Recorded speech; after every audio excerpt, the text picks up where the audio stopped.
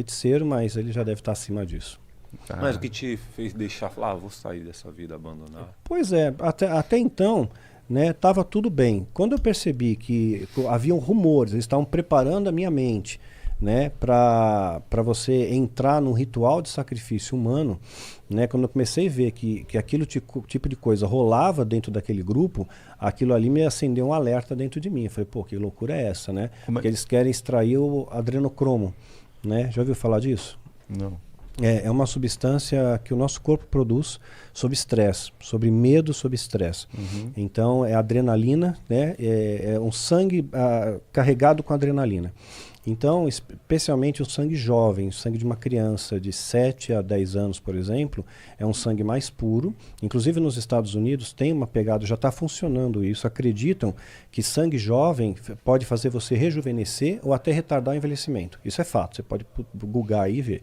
Né? Você compra uma bolsa de sangue por $8.000, se só a gente tem muita grana, né? Aí ele aplica aquela bolsa de sangue jovem nele e ele acredita que aquilo vai rejuvenescer. Essa crença é bem antiga, né? Não é algo novo. Mas no satanismo, eles, digamos assim, aprimoraram a coisa. Então eles extraem o adrenocromo. Então eles pegam de crianças, né? Então comecei a aprender a teoria da coisa, né? Pegam de criança, aterrorizam a criança, né? Tipo Monstros S.A., aterroriza para deixá-la bem assustada, com pânico, torturam, né? Para depois extrair, né? Na hora da morte, extrair o adrenocromo. Né? E aí, assim, uma criança vai conseguir extrair cerca de 10 a 15 ml só, puro. Né? Isso custa uma fortuna. E isso para financiar a Irmandade, os planos, toda a estrutura que eles têm também, na área política, inclusive, eles vendem isso no mercado paralelo, né, o adrenocrome, né, ser com uma ampolinha custa mó caro, né, e tem muita gente de Hollywood que compra isso, né, e se injeta, né, esse adrenocromo e consegue se manter jovem por mais tempo. Né, aquelas pessoas que você olha assim, pô, tá no formol, Tom Cruise tá no formol, né? Você olha lá, a Cher tá no formol, né? Que acontece com esse povo que não envelhece, né? Só eu que ganho ano. Né? Então, quando eles começaram a preparar a minha mente, assim, falando que o ritual, todo mundo morre mesmo, que Deus mata as pessoas, que Deus é muito cruel. Então, quer ver um exemplo? Foi em deixa eu ver se eu lembro a data, 1755, em Lisboa, teve Dia de Todos os Santos, né? Aí todo mundo estava na igreja, né? Católico, tudo na igreja. Então, Lisboa, predominância católica e tal. E, de repente, rolou um terremoto. Né? E assim, as estruturas mais altas são as mais abaladas com terremoto. Então, muita gente morreu, né, com aquele terremoto. Eles estavam na igreja, rezando e morreram. Aí, eles ficaram com medo de outro abalo sísmico, então eles fugiram para a área litorânea. Né? Só que aí veio um tsunami. Né, isso é história, aconteceu em 1755. Né, teve um tsunami com ondas de 20 metros de altura, matou um monte de gente. A estatística, assim, por baixo, matou 10 mil pessoas. Aí eles colocam isso para você, dizendo, olha como Deus é mau. Olha só o que Deus fez. Está lá na igreja, está lá, Deus é cruel. Quer dizer, Deus matou 10 mil, o diabo está matando um. O que é um? Um não é nada. Você vê lá na Bíblia, pega texto fora de contexto. Né? Pega lá na Bíblia, o Velho Testamento, lá Davi entrava com o exército dele, matava um monte de filisteu. Né? Então, matava, mas Deus mandava matar. Homens, mulheres, crianças, animais, não podia ninguém sobreviver. Né? Então, quer dizer, o diabo pediu uma vida. O que é uma vida? Uma vida não é nada. Né? O diabo, assim, é bonzinho perante o tanto que Deus mata. Então, eles começam a fazer essa lavagem cerebral em você, invertendo os valores, e você começa a acreditar que aquilo é legal. Né? Puxa, é verdade, eu não tinha pensado nisso. Né? Isso aí é uma boa sacada. Só que o que aconteceu em Lisboa, por exemplo, promoveu ondas de generosidade, de amor, de solidariedade, sem precedentes na história. Então, assim, eles foram extremamente acolhidos, né? E criou-se laços, assim, muito profundos de amizade. Então, tem aquela coisa, tem males que vêm para bem, tem situações que a gente passa, né? Que você pensa, caramba, meu, por que Deus permitiu eu passar por isso, né? Mas os melhores marinheiros são forjados nas piores tempestades, né? Então, e tem tempestades também que vão te levar para praias que você jamais chegaria se não tivesse passado pela tempestade. Então, eu entendo hoje, como cristão, que tudo tem propósito. Quando eles começaram a me descortinar esse evento, me preparar para um sacrifício humano, né? E eu ter que participar da cerimônia, etc e tal, eu já fiquei meio com o pé atrás com aquilo. Né? Aí calhou ao mesmo tempo disso, namorava uma moça, eu sumariando, né? A história, eu já falei isso outras vezes, né? Eu namorava com uma moça que era cristã, evangélica, ela cismou que eu... Ela sabia que tu era... Não sabia. Não sabia, mas ela percebia que tinha alguma coisa estranha em mim, né? Tinha alguma coisa estranha, tem alguma coisa, os 7 erros aí, né? Porque eu defendia muito o diabo, né? Eu defendia o diabo, né? Eu defendia assim, eu era advogado do diabo, né? Então eu defendia pra caramba, né? Então, se ela falasse alguma coisa de Deus, né? Ela queria me evangelizar, né? Então, eu pegava, falava a respeito do diabo e eu queria satanizar ela. Então, era uma troca. Era uma troca. Imagina que casamento doido que Pois era. é. Só que ela não tinha muito argumento, né? Então eu vencia nos debates, né? Ela tinha um irmão pastor até que, assim, era fácil dar um nó nele, né? Ele não tinha tanto conhecimento. E eu tinha aprendido muita coisa no satanismo, muita coisa para dar nó. A doutrina satânica, eu expus no meu livro um verniz dela, um verniz assim, né, para não aprofundar, para as pessoas não pirarem, porque vão achar que aquilo é bom, mas não é. É uma grande ilusão. O diabo é um especialista em ilusões. Ele cria um palco na sua frente bonito, né, te atrai, só que você vai te levar para a morte, para a destruição. É que nem uma luz artificial, leva uma mariposa para a luz, ela morre lá, né? Então é uma ilusão.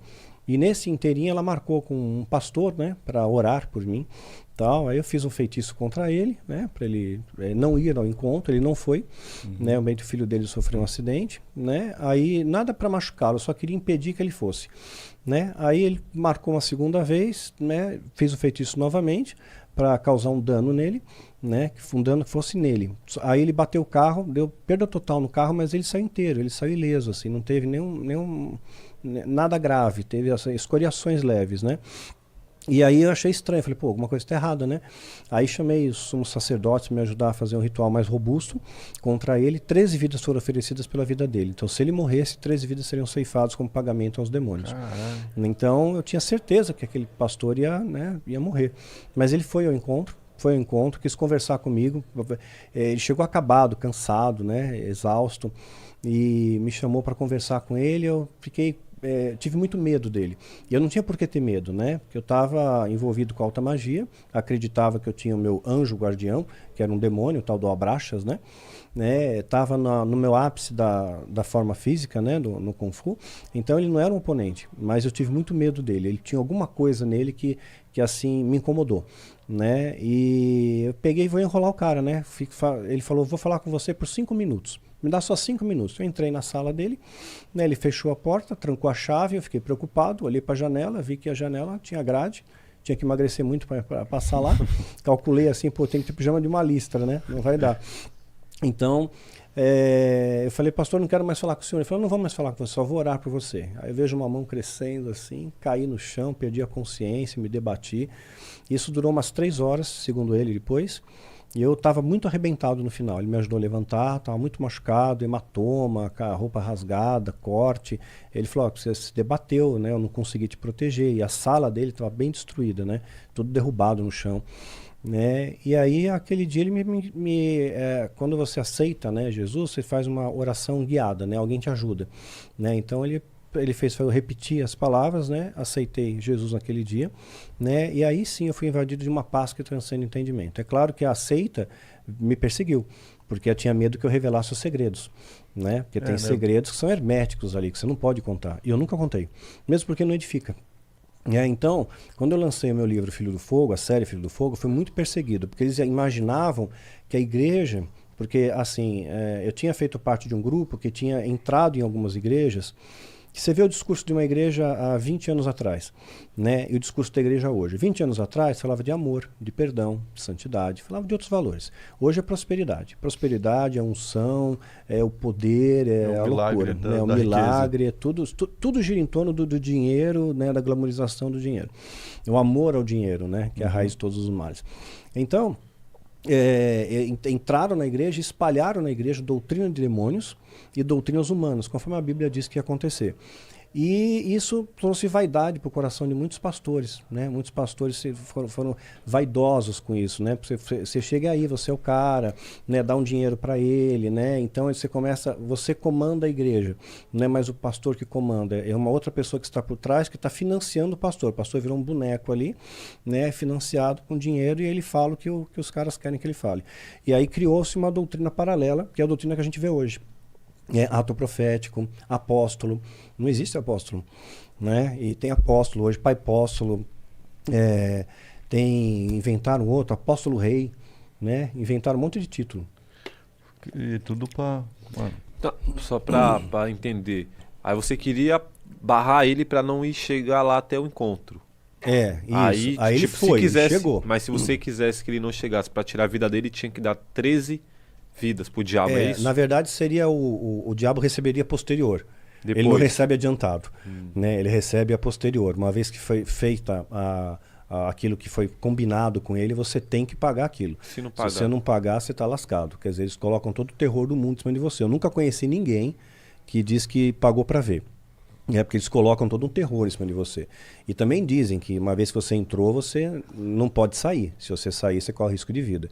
Então, aconteceu uma série de situações comigo depois que eu saí, que saem da esfera do natural, né? Então, tem coisas que são naturais. E tem coisas que são sobrenaturais que a gente não entende. Na época, minha noiva, né? Depois tornou-se minha esposa, né? Ela tinha 3 cães na casa dela. 3. Saudáveis, tudo bem. 2 Golden e uma vira-lata. Saudáveis, tudo bem, tudo fofo, e de repente tocou o telefone lá. Essa foi uma das vezes, eu narro na narrativa Filho do Fogo, né? E alguém do outro lado, ligado ao satanismo, né, me ameaçando. Nós vamos te matar, né? Ou você volta ou a gente te mata, né? Então eles tinham receio que quando eu publiquei Filho do Fogo, que a igreja fosse ter assim, puxa, existem satanistas, implantaram em nosso meio tudo isso que a gente está fazendo hoje. Então isso daqui, a gente saiu do prumo bíblico, né? É como você pegar um barco e desviar ele 5 graus da rota, né? Você não percebe nos próximos 100 metros. Depois que você andou quilômetros, você, puxa, estou perdido. Então foi isso, foi um pequeno desvio de rota, né? Então eles estavam preocupados que a igreja fosse despertar e fosse corrigir o rumo. Só que isso não aconteceu. Então, nesse daí, me aliviaram um pouco para o meu lado. No entanto, a ameaça sempre continuou no sentido de eu não revelar os segredos, né? Porque tem segredos bem herméticos, tem a chave de Salomão, a clavícula de Salomão, tem livros secretos que você só pode copiar, não sai lá de dentro, né? Eu queimei tudo depois que me converti, para não ter rabo preso com nada, né? Então, ligaram para mim e falaram, nós vamos matar você. Mas antes, a gente vai mostrar como você está vulnerável. Você acha que tem alguém te protegendo? Porque quando eu me converti, me ensinaram na igreja que os anjos me protegem, que eu estou guardado e tudo mais. E eu falei, não, mas os anjos estão me protegendo. E eles riram na minha cara e falaram, vamos ver se está te protegendo mesmo. E coincidentemente, quer dizer, aí que sai da esfera do natural, os 3 cães morreram na mesma noite.